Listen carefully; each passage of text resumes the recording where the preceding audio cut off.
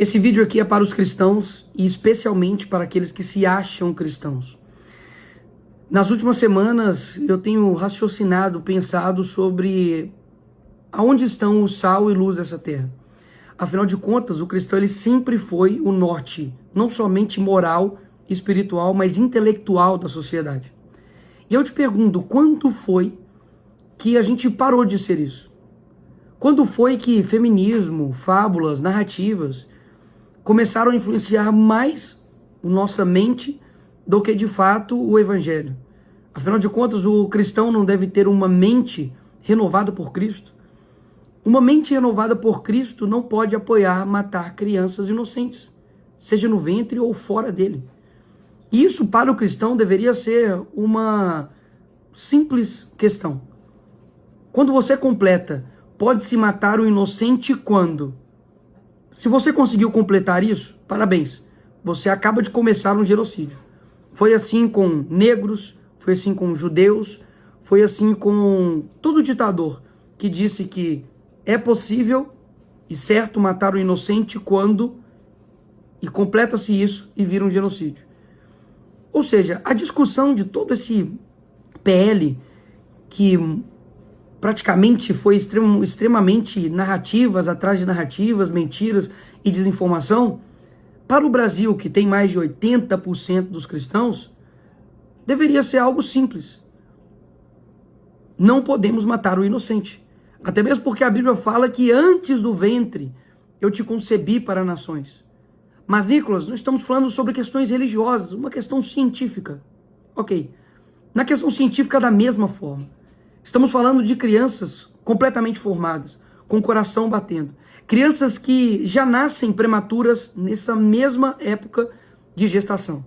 O que isso nos mostra? De que os cristãos não estão sendo cristãos. É o que eu sempre digo. O Brasil e o mundo não precisam de mais cristãos. Precisam de mais cristãos de verdade. Mais cristãos que consigam exercer o cristianismo. Porque uma mente renovada por Cristo jamais cairia em tanta desinformação, engano e mentira. E me assusta muito ver que lideranças religiosas, pastores, dedicaram isso aqui de tempo, raras exceções, para poder defender a vida. Ora, isso não diz respeito a vocês? Pastores, apóstolos, pessoas que dão show praticamente em grandes estádios, que não vi um pio de vocês. E aqui eu não cobro como deputado, mas eu cobro como membro do corpo de Cristo. Daquele que também tem o direito de falar, porque eu faço parte dele. Onde estão vocês? Porque, afinal de contas, fica apático, né? Fica como se fosse Nero. Eu fico aqui tocando a minha harpa enquanto Roma pega fogo. E qual seria o nosso papel em tudo isso? Seria esclarecer, seria trazer luz, seria ser sal, conservar aquilo que de fato é bom e verdadeiro. E um cristão jamais deveria cair em tantas mentiras assim. Afinal de contas, a verdade te leva ao Pai. O que eu trago aqui para todos nós? De que se você não está caminhando na verdade, você não está caminhando em direção ao Pai. Será mesmo que nós somos uma nação cristã? Nós somos uma nação de conservadores? Ora, eu vi tantas pessoas esclarecidas, pessoas inteligentes, que simplesmente estavam defendendo matar uma criança porque algo horrível aconteceu.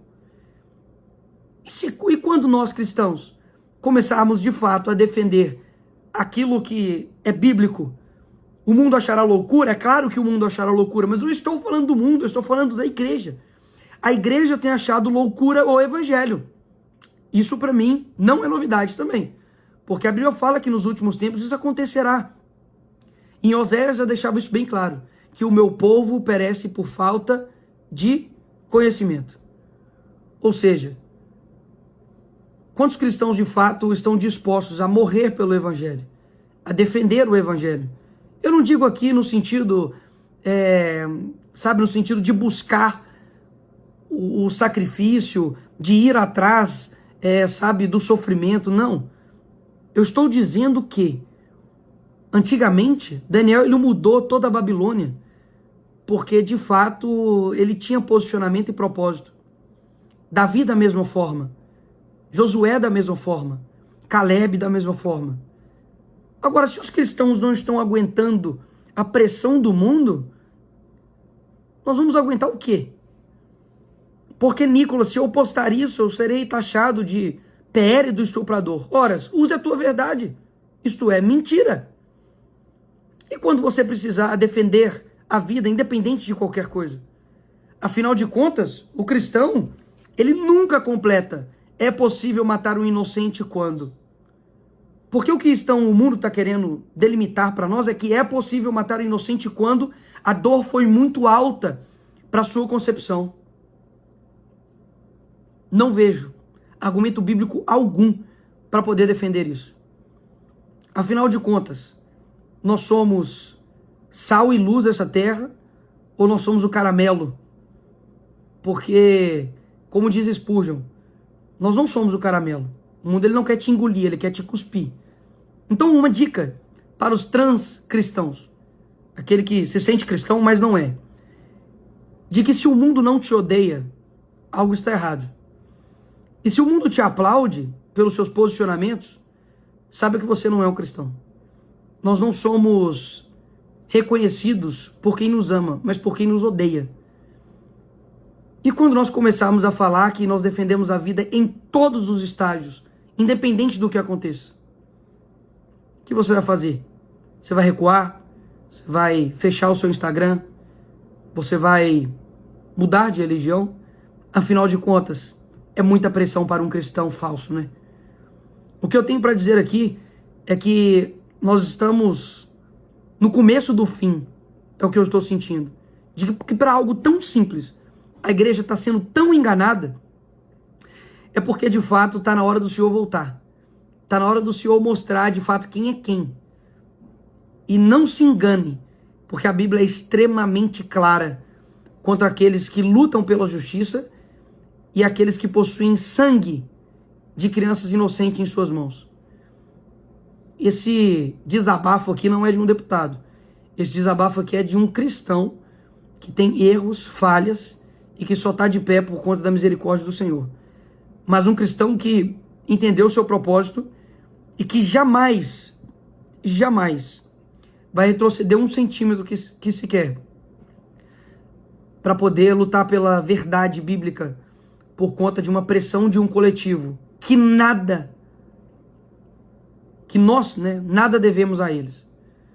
Pelo contrário, são inimigos da nossa fé. São pessoas que não são esclarecidas, pessoas que vivem da mentira e da mentira se sustentam. Então você que é cristão, saiba que se você está tomando um posicionamento certo, que o Senhor te encoraje e continue firme. Agora, se você é um falso cristão, que está entre esses 80% aí, saiba que é momento de você tomar uma posição diferente. Caso contrário, vai ser muito ruim ouvir do Senhor: eu não te conheço e eu nunca te vi. Porque aquele que se não coloca de dedicar o seu tempo e a sua energia para poder defender uma vida inocente, que poderia ser você, eu não sei se de fato teu coração consegue se colocar à disposição de defender nada mais. É isso, simplesmente isso. Palavras sinceras de um coração indignado com a frouxidão e covardia dos falsos cristãos no Brasil.